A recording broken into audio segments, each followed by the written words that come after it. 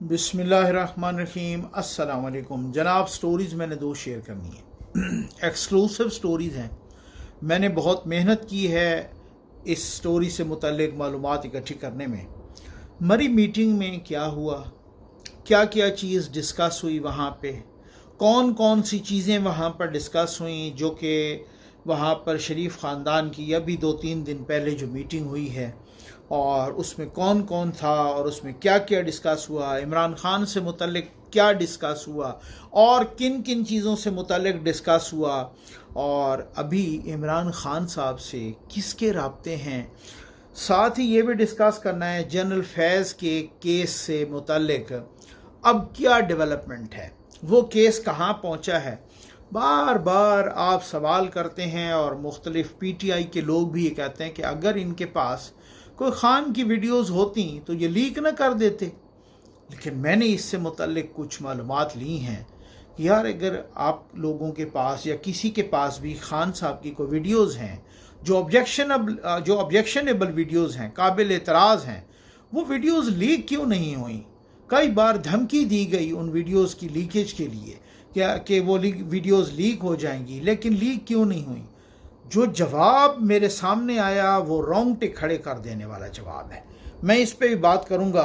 और साथ ही अभी 2-3 दिन पहले खान साहब का एक ट्वीट आया है।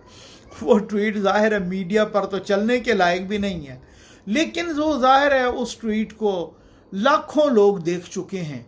उस ट्वीट में जो खान साहब ने जो ज़बान इस्तेमाल की है, जिसको टारगेट किया है, अल-अमान अल-हफीज़, आप हैरान रह जाएंगे भाई ये यार एक कैदी किस तरह कर सकता है।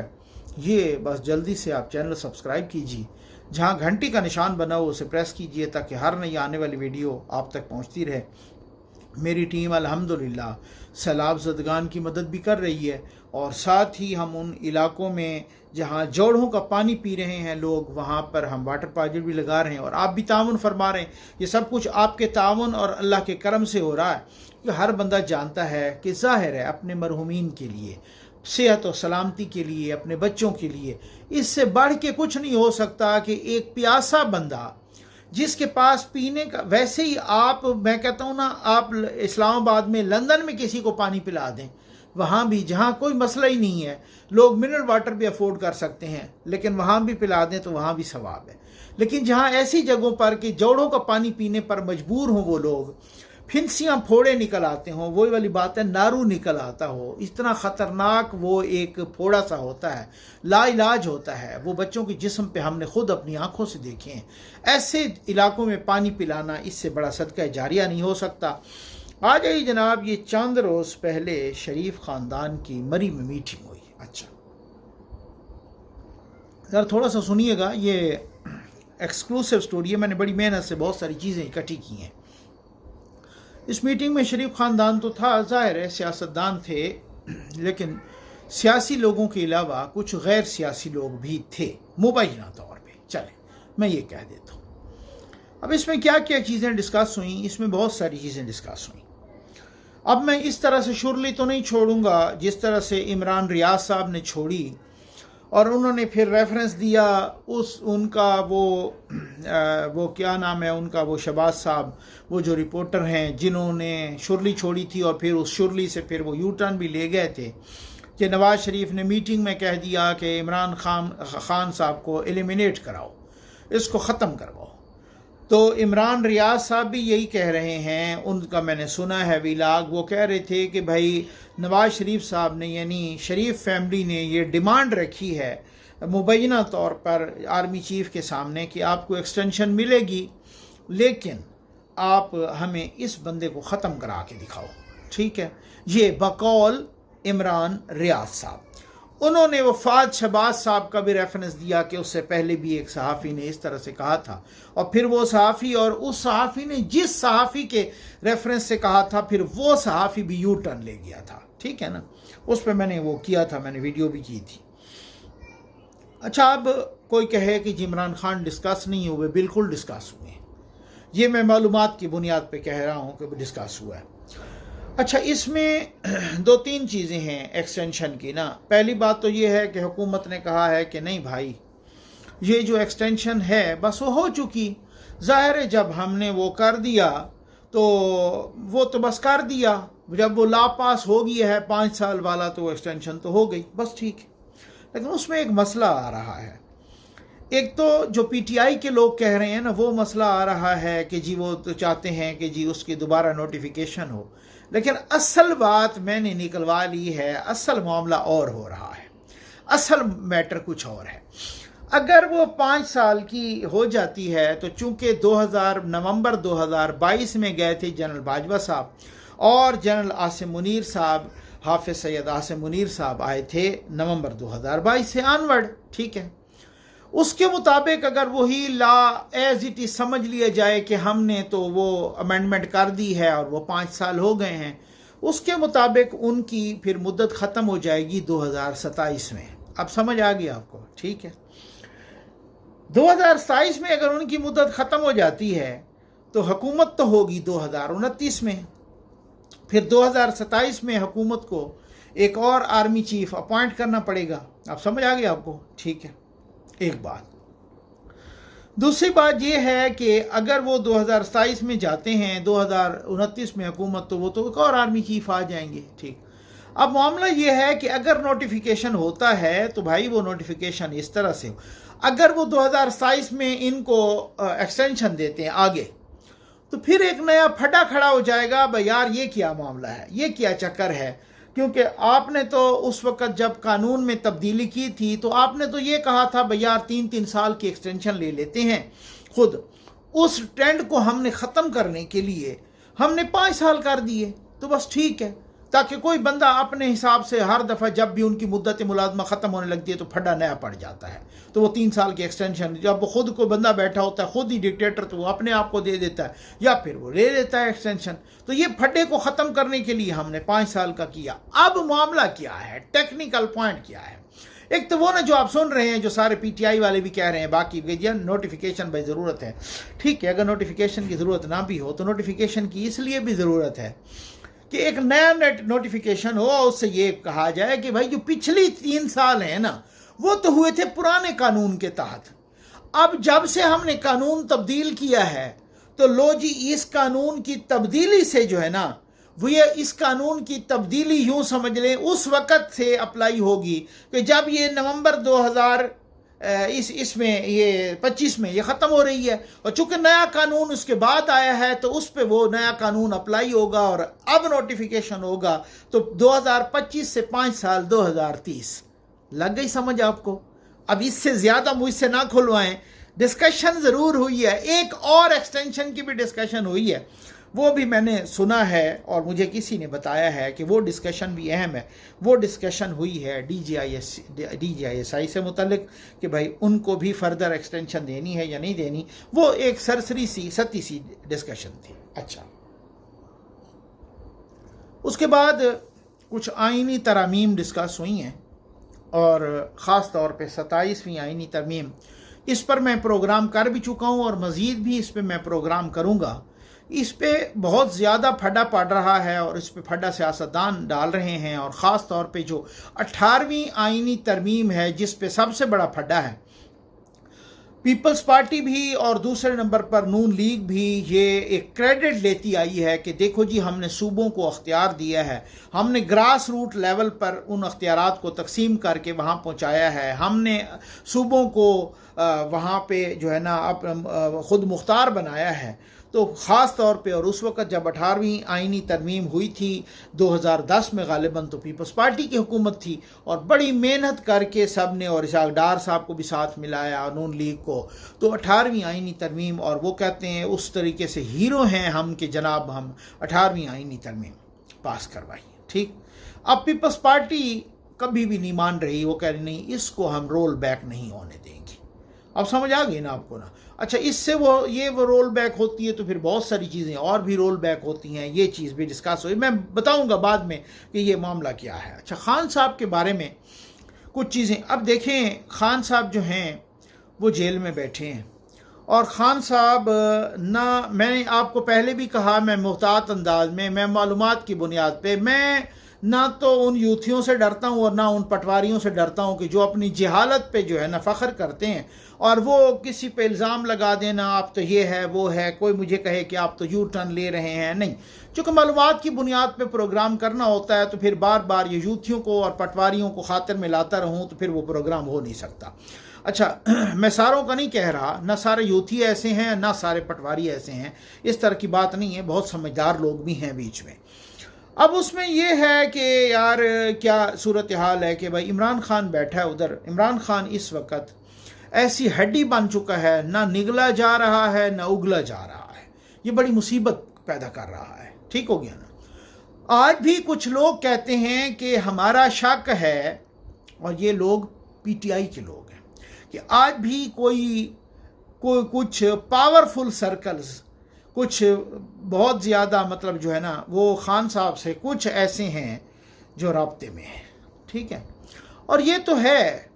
शहबाज गिल को जब गिरफ्तार किया गया था तो उसे मार मार के दुम्बा बनाया गया और उस पर जो है ना इस तरीके से उसे कहा गया, आप सिर्फ ये बताओ इमरान खान के साथ कौन कौन से लोग, यानी आर्मी से, पाक फ़ौज के अंदर से जर्नैल कौन कौन से हैं, ब्रिगेडियर कौन कौन से हैं, और कौन कौन से कर्नल हैं, और कौन कौन से लोग हैं जो राब्ते में हैं। तो इसका मतलब ये हुआ कि उस वक़्त हमारी एजेंसीज को भी, पाक फ़ौज को, आर्मी चीफ को ये पता ही कोई नहीं था कि कौन कौन राब्ते में। क्योंकि जब कोई मशवरा देता है ना, उस वक़्त उस मशवरे से पता चलता है कि ये खान साहब का अपना मशवरा तो नहीं है, ये खान साहब को किसी सिविलियन ने मशवरा तो नहीं दिया, ये पुट्ठा मशवरा किसने दिया है, ये हमारे अंदर से कोई है। ये वाली बातें होती हैं। तो कुछ लोग कह रहे हैं कि खान साहब के साथ अब भी कुछ लोग हैं जो कि राब्ते में हैं। अच्छा, ये खुद कुछ लोग डाउट का इजहार कर रहे हैं, शक का इजहार कर रहे हैं। ठीक हो गया। अब वो बैठे हैं अंदर, अब वो काबू नहीं आ रहे। अब मसला ये है कि अब उसके बाद आपने देख लिया, चलो इमरान रियाज को तो छोड़ देना, खुद कह रहे हैं राना सनाउल्लाह मोहम्मद मालिक के प्रोग्राम में कि अगर वो सीखेंगे नहीं तो फिर वो 14 के 14 साल जेल में रहेंगे। अब इससे भी अलर्ट तो हो जाना चाहिए ना, पीटीआई तो अलर्ट हो गई है कि आखिर इस मीटिंग के बाद फ़ौरन ऐसे बयानात आने लगे हैं। उनको अपना मीडिया, सोशल मीडिया बता रहा है कि भाई खान साहब को तो एलिमिनेट करने का प्रोग्राम है, और राना सनाउल्लाह साहब का बयान आ गया कि 14 साल। अब अल्लाह ताला हर किसी को सेहत सलामती के साथ रखे जब तक ज़िंदगी है। लेकिन अब मसला ये है कि यार अगर वो फर्दर जेल में रहते हैं तो हर आए दिन मकबूल हो रहे हैं। ये बात तो बिल्कुल पक्की है, क्योंकि वो उन पर एतबार कर रहे हैं ना लोग। और वैसे भी एक वतीरा है इस कौम का कि जो एंटी एस्टेब्लिशमेंट है वो ज़्यादा मकबूल होता है। इसी तरह से इस कौम का वतीरा है जो जेल काट जाए वो ज़्यादा मकबूल होता है। ख़ुद आपका राना सनाउल्लाह, बाकी 2-4 इस तरह से कहते रहे कि भाई वो ये तो जेल काट गया है बंदा, और ये तो हम सोच ही नहीं रहे थे। और जब आप खुद ये कह रहे हो तो फिर दूसरी साइड वाले तो वैसे ही बहुत माहिर हैं प्रोपेगंडे के और इन सारी चीज़ों के, तो वो तो खैर अब वो जेल काट रहा है। और इसी तरीके से वो बहुत ही, वो कहते हैं वो बड़ी बहादुरी से काट रहा है और उस पर बड़ा जुल्म हो रहा है। और ये सारा बयानिया उसके बाहर बैठे जो तहरीक इंसाफ के दोस्त हैं वो बाई कर रहे हैं, जो उनके यूथ हैं वो बाई कर रहे हैं, इसको बिल्कुल एक्सेप्ट कर रहे हैं। और साथ ही जितना अब उसके भांजे वो हो गए हैं, और कब से बुशरा बीबी भी अंदर है। मुझे एक इंटरव्यू दिया था गालिबन, हाँ, राना सनाउल्लाह साहब ने। अच्छा, वो इंटरव्यू राना सनाउल्लाह साहब ने दिया तो वो फिर जो है ना वो एक अपने नून लीग के एक सोशल मीडिया एक्टिविस्ट को दिया था, उसमें परवेज़ संदेला साहब को। ठीक हो गया ना, बहुत अच्छे इंसान हैं परवेज़ संदेला साहब, मेरे बिल्कुल भाइयों की तरह। उनको एक इंटरव्यू दिया था तो वो इलेक्शन से पहले, इलेक्शन से 8 फरवरी को हुआ और 31 जनवरी को बुशरा बीबी गिरफ्तार हो गई। राना सनाउल्लाह साहब कहते हैं भाई मैं जब गया तो एक बंदा बुजुर्ग हुक्का पी रहा था, और ये फैसलाबाद की बात है। एक बंदा मेरी कॉन्स्टिट्यूएंसी में हुक्का पी रहा था, मुझे कहता है हुक्के का उसने सूटा लगाया, कश लगाया, और उसके बाद जो है ना मतलब है उसने धुआं छोड़ा। उसने कहा कि राना साहब को पंजाबी में कहा कि तुसने जड़ी जनानी को गिरफ्तार की ने तुम अच्छा नहीं किया। राना साहब कहते हैं कि मैं उसी वक्त समझ गया कि हम इलेक्शन हार गए। तो बहरहाल ये एक कुछ इसी तरीके से कुछ सिंबॉलिक चीज़ें होती हैं, कुछ जो चीज़ें नैरेटिव बनाने में बड़ी माहिर होती हैं, और इमरान खान से ज़्यादा कौन नैरेटिव बना सकता है ये किसी की सोच में भी नहीं है। ठीक हो गया। तो ये कैदी नंबर 804 का मामला ये है। अच्छा, अब ये बात कि उनको शक है कि जनाब कौन कौन से जो इस हवाले से, अच्छा इसमें ना अब आ जाएं जनरल फैज़ के मामले पर। जनरल फैज़ की कुछ और चीज़ें भी इसमें डिस्कस हुई हैं, मैं वो आपके साथ शेयर ज़रूर करूँगा। जनरल फैज़ के बहुत सारे मेरे दोस्त हैं, बहुत सारे उनके पास मालूमात भी होंगी। फ़खर दुरानी साहब हैं, बहुत अच्छे सहाफ़ी हैं, बहुत अच्छे रिपोर्टर हैं, बहुत मेहनत करते हैं। तो वो भी मुख्तलिफ़ प्रोग्राम करते रहते हैं, अपना चैनल भी है उनका यूट्यूब चैनल, उस पर भी कि वो उसमें प्रोग्रेस बताते रहते हैं। लेकिन मैंने आपको पिछली दफ़ा भी बताया था, मैं कभी भी नहीं कहता मैं अक्ल कुल हूँ, मैं ये भी नहीं कहता कि जो मेरे सोर्स बताते हैं वही ठीक होता है, ये भी नहीं है। लेकिन देखें, जहाँ एक लंबा हो गया, मैंने कुछ लोगों से रब्ता किया, कुछ जो रिटायर्ड लोग हैं उसी इदारे के, उन्होंने कहा हम खुद उस चीज़ का हिस्सा रहे हैं, हम जजेस रहे हैं। 2 से 2.5 महीने, 2.5 से 3 महीने, 3 से 4, 4 से 6, बस ख़त्म, ठीक है ना। अब उनके इस कोर्ट मार्शल वाले ये सारे प्रोसेस को जनरल फैज़ के साल से ज़्यादा हो गया। वो गालिबन गिरफ्तार हुए थे 12 अगस्त को 2024 को, वो साल हो गया, साल से ऊपर आ गया, अब सितंबर आ गया 2025 का। तो आम तौर पे मैंने तो जिनसे पूछा, हो सकता है क्योंकि मैं इस तरह से गलत बयानी तो ना करूं, हो सकता है मेरी गलती हो या हो सकता है उनको भी पता ना हो, तो वो कहते हैं हमारी मालूमात के मुताबिक कोई इस तरीके की कार्रवाई कोर्ट मार्शल की इतनी लंबी नहीं चली। अब इसमें मैंने पता किया कुछ लोगों से, मैं मुहतात अंदाज में बात करूंगा। कुछ लोगों ने मुझे बताया कि भाई बात ये है कि वो कुछ अंदर से भी कुछ रेजिस्टेंस आ रही है, और ये कह रहे हैं लोग कि अगर ये एक दफ़ा ये रविश पड़ गई, एक दफ़ा अगर ये इस तरह की रिवायत पड़ गई तो फिर ये पड़ती ही रहेगी। फिर किसी ने हर वक्त तो कुर्सी पे नहीं बैठ रहे होता ना, फिर वो उतरता भी है। और अगर ये रिवायत पड़ गई तो लोग प्रेसिडेंट बना के पेश करेंगे और कहेंगे देखो उसका नहीं हुआ था कोर्ट मार्शल, इसको भी दबा दें, इसका भी कर दें। बाकी रहा कानूनी आईनी बहाना, वो तो 2 सेकंड में तलाश किया जा सकता है और तराशा जा सकता है, उसमें क्या है। इसमें पाकिस्तान में कौन सा कोई आईन और कानून है? पाकिस्तान में तो वो जिसकी लाठी उसकी भैंस, वो कानून भी उसी तरह से बन जाता है, आईन भी उसी तरह से बन जाता है, वो सारा कुछ इसी तरीके से वो हो जाता है। बाकी कौन सा इधर कानून पे काम हो रहा है, ठीक है ना।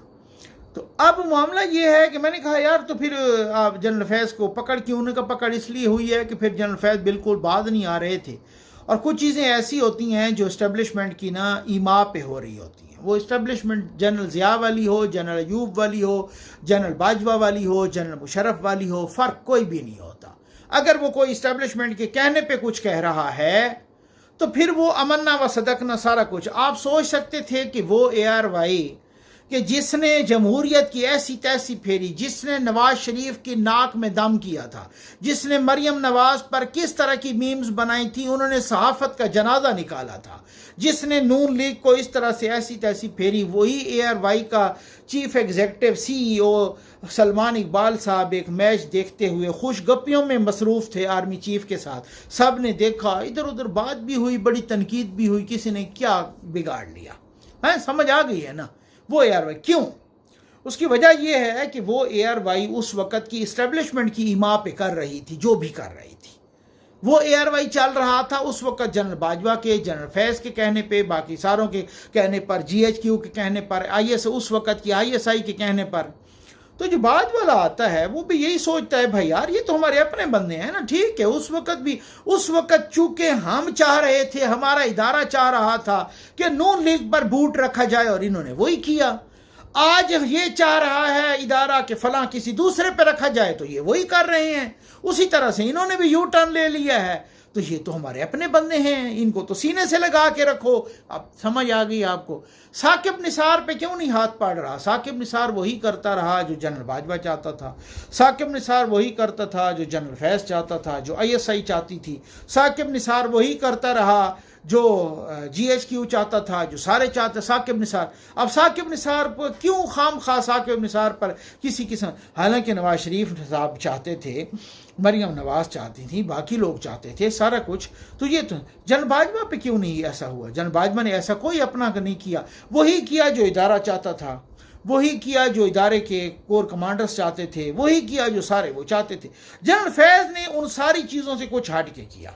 एक तो जनरल फैज़ बहुत ज़्यादा करप्शन में पड़ गया, दूसरा जनरल फैज़ इदारे के अंदर सियासत में पड़ गया, तीसरा जनरल फैज़ कुछ इस तरह का अपने इंतकाम में पड़ गया, चौथा जनरल फैज़ जो मौजूदा आर्मी चीफ साहब फील्ड मार्शल साहब हैं उनके साथ ज़रा गड़बड़ में पड़ गया। इस वजह से जनरल फैज़ को नज़रबंद तो किया गया, उन पर कार्रवाई भी शुरू की गई। लेकिन अब वो मसला ये है कि रावी बड़ा परेशान है, भाई इस कार्रवाई को ख़त्म करें तो फिर भी मुसीबत है, अब सज़ा दें तो फिर अब इसमें भी बड़ी मुश्किल में है। जैसे खान साहब की वो ऐसी हड्डी है ना कि ना जो उगली जा रही है ना निगली जा रही है, जनरल फैज़ भी इस वक्त वही बन चुका है। अब होता क्या है, ये इसको किसी गलत साइड से एलाबोरेट ना करना मेरी बात को। मैंने आपको ये इस वजह से मैंने एक सवाल किया बड़े एक जानने वाले बंदे से। मैंने कहा यार देखें, शुरू ही से 16 महीने की हुकूमत आई, उससे पहले सारे लोग कहते रहे, उस वक़्त वज़ीर दाखिला थे राना सनाउल्लाह साहब, बाकी लोग भी इस तरह से वो कहते इमरान खान की बड़ी वीडियोज़ हैं। अब तहरीक इंसाफ के दोस्त कहते हैं कि यार अगर इनके पास कोई वीडियो होती तो चला न देते, इनके पास है ही कोई नहीं। मैंने कहा क्या मामला क्या है, तो बताया कि मैंने कहा खुद राना सनाउल्लाह साहब ने कहा है भाई मैंने वो वीडियोज़ देखी हैं। यानी एक वज़ीर दाखिला कह रहा है कि मैंने वो देखी हैं। उनसे एंकर ने सवाल किया कि आपके पास हैं भी सही, तो वो इसको तो गोल कर गए, लेकिन मुझे पता उनके पास नहीं है। ठीक हो गया ना, देने वालों ने दिखाई हैं, जिनके पास हैं उन्होंने दिखाई हैं, दी नहीं है। अब समझ आ गई होगी आपको, ठीक हो गया। अब वो मामला ये है कि अगर कोई इमरान खान की वीडियो लीक करे तो फिर जनरल फैज़ के पास कुछ लोगों की वीडियोस थी, लग गई समझ आपको, ठीक है ना। अब वो मुसीबत ये है कि अब शक है कि यार क्या जनरल फैज़ ने आगे टोरी हैं, क्या इमरान खान ग्रुप के पास तहरीक इंसाफ के पास वो वीडियो हैं या नहीं है, अभी ये कंफर्म नहीं। मेरी अपनी असेसमेंट कहती है कि ये इनके पास नहीं होंगी, क्योंकि जैसे उन्होंने सियासतदानों को नहीं दी, जनरल फैज़ ने भी नहीं दी होंगी। हो सकता है लोगों को शक है कि चूंकि जनरल फैज़ को मसला ये था कि जनरल फैज़ ये कि आर्मी चीफ बनना चाहते थे, अगर इमरान खान ने डिमांड की हो तो फिर हो सकता है उन्होंने कुछ वीडियोस जनरल फैज़ ने इमरान खान को दी हों। तो अब खदशा ये है कि अगर इमरान खान की कोई वीडियोस इस तरह की लीक होती है तो कहीं उधर से न वीडियोस लीक हो। अगर उधर से किन किन की हैं वो मुझे उन्होंने मना किया है कि ये आपने नहीं बताना। अब लग गई होगी समझ। आखिरी मैं ट्वीट पढ़ता हूँ, इसी पे ख़त्म करूँगा। आपको आज बहुत कुछ समझ आ गई होगी। ये इमरान खान का ट्वीट है, आप सोच भी नहीं सकते कि ये ट्वीट एक ऐसा कैदी कर सकता है, कैदी नंबर 804 जो जेल में बैठा है, जो कहता मुझ पे जुल्म हो रहा है। उसने बहुत सारी चीज़ें इसमें ठीक भी कही हैं और बहुत सारियों को मरोड़ा भी है। मैं जल्दी जल्दी पढ़ देता हूँ। आसिम मुनीर में ताकत की बहुत भूख है, इसीलिए उसने बदतरीन आमरीत कायम कर रखी है। मुझसे मुआफ़ी का मुतालबा करने की बजाय आसिम मुनीर को मुझसे मुआफ़ी मांगनी चाहिए। लो जी, 9 मई उसी ने करवाई जिसने CCTV फुटेज चुराई। उस वक्त तो 9 मई आसिम मुनीर की इंश्योरेंस पॉलिसी है। देखें सही ज़रा, मुल्क में हाइब्रिड सिस्टम नहीं, आसिम मुनीर की डिक्टेटरशिप कायम है। इसलिए ट्रंप ने शहबाज शरीफ की बजाय आसिम मुनीर को बुलाया। फस्तायत और जबर में तमाम हदूद पार करते हुए मेरे ख़ानदान की गैर सियासी लोगों को मुसलसल निशाना बनाया जा रहा है। मेरे 2 भांजों शाहरेज़ खान और शेर शाह को भी अगवा कर लिया गया, हालांकि उनका सियासत से कोई ताल्लुक़ नहीं। मेरा भांजा शाहरेज़ खान जो एक बेहतरीन एथलीट है, उसे भी उठा लिया गया। मुझे मुकम्मल तौर पर कैद तन्हाई में रखा गया है। 3 माह में मेरी महज 3 मुलाकातें करवाई गई हैं। मेरे वकला और अहल खाना तक से मुलाकात कई माह रोक दी जाती है। ये सब कुछ मुझ पर दबाव डालने के लिए किया जा रहा है। मेरे साथ 8 माह से बुशरा बेगम को भी कैद तन्हाई में रखा गया है। ऐसा सलूक औरतों के साथ पाकिस्तान की तारीख में कभी नहीं किया गया। याह्या खान ने भी ऐसा नहीं किया, हालांकि खुद वो अपना सलूक भूल गए जो औरतों के साथ उन्होंने किया।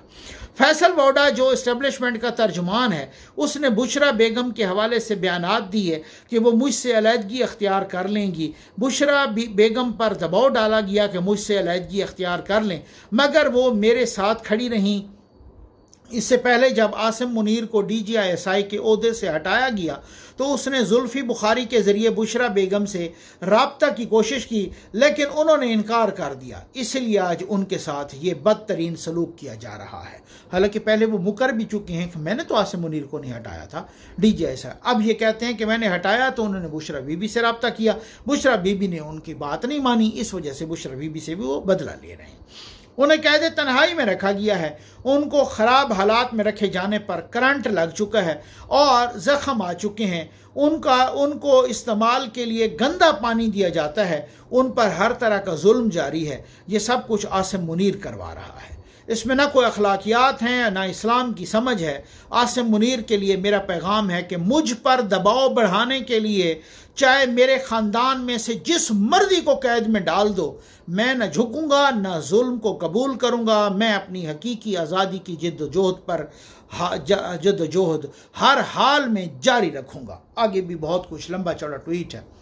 ये सारा जितना बयानिया और नैरेटिव है, ये उसके लोग मिनवान एक एक नुक्ता कबूल कर रहे हैं। 38 लाख से ज़्यादा लोग इस ट्वीट को देख चुके हैं। तकरीबन कोई कितने 2000 तो इसको कोट कर चुके हैं, इसके साथ साथ कोई इस पर कमेंट्स कर चुके हैं। कोई 20 लाख से ज़्यादा तो इस पर मतलब वो रीपोस्ट हो चुकी है, 38,000 से ज़्यादा। और इसी तरीके से कोई 60 लाख से ज़्यादा के पता नहीं 60,000 से ज़्यादा इसको लाइक्स मिल चुके हैं। तो बहरहाल ये वो चीज़ें हैं। अब आप ज़रा अंदाज़ा कीजिए कि एक ऐसा कैदी जो डायरेक्ट कैद में बैठकर आसिम मुनीर यानी मुल्क का सबसे पावरफुल बंदा उसको हिट कर रहा है। आगे उसने जजों की भी ऐसी तैसी फेरी है, बेज़मीर जज कहा है इसी ट्वीट में, और बहुत ही उनकी ऐसी तैसी उनकी सत्यानाश किया है। ठीक हो गया। और वही कहा है कि हम तो नहीं मानेंगे, हम तो खड़े हैं, डट के खड़े हैं। अब एक ऐसे ट्वीट जब बाहर आती है तो लोग कहते हैं भाई वाह वाह वाह वाह, डट के खड़ा है कप्तान। ये वो परेशानी है कि यार ये डील ही नहीं कर रहा, ये इसको ऐसे निकालते हैं तो ये तो कच्चा कच्चा खा जाएगा, और खुदा न खास्ता अगर इसे कोई जेल में कुछ हो गया तो ये बड़ी मुसीबत पड़ जाएगी, और ये कहीं ऐसा ना हो कि कोई बहुत गड़बड़ हो जाए। और साथ ही ये भी है कि उसे कहीं रखना भी है सियासी तौर पे जिंदा, क्योंकि नून लीग और पीपल्स पार्टी पर तलवार भी तो लटकानी है। समझ आपको बहुत कुछ आ गई होगी। आज के लिए ये काफ़ी है।